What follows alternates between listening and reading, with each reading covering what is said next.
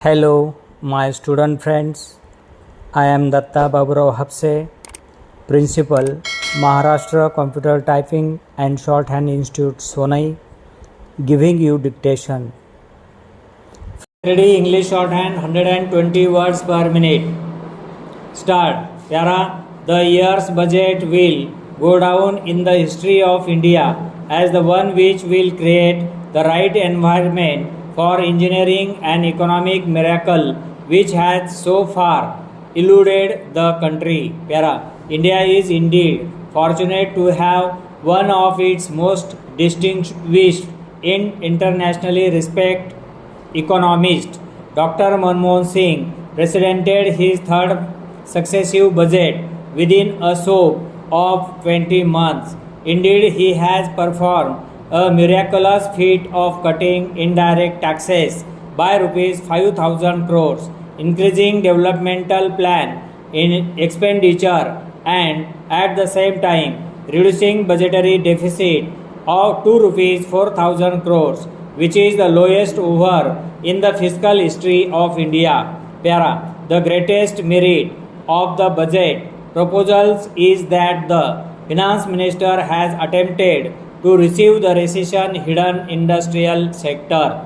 The cutting of excise and customers duties resulting in a loss of revenue of almost rupees 5,000 crores will galvanize industry because the cut will enable industrial units to achieve two objectives: compensate them for the increase in costs and pass on a part of the reliefs to the consumers, which would create a new wave of demand, reversing the necessary trend. In fact, excise duty reductions will cover the next 2 years, bring in more revenue for the exchequer as the turnover of industrial units will rise dramatically, which will result in larger payment in excise duties.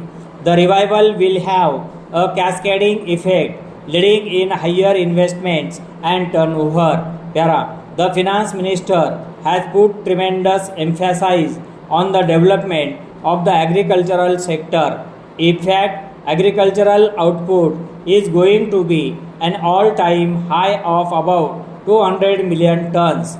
Coupled with this increase, the higher procurement prices will result in greater purchasing power in the hands of the rural masses.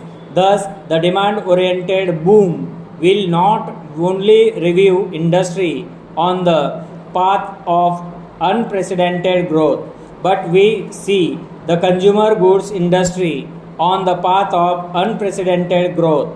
The consumer goods industry, which is basically the labor incentive, will also generate greater employment opportunities and result in generating more funds in the hands of the people to fulfill their need for consumer goods.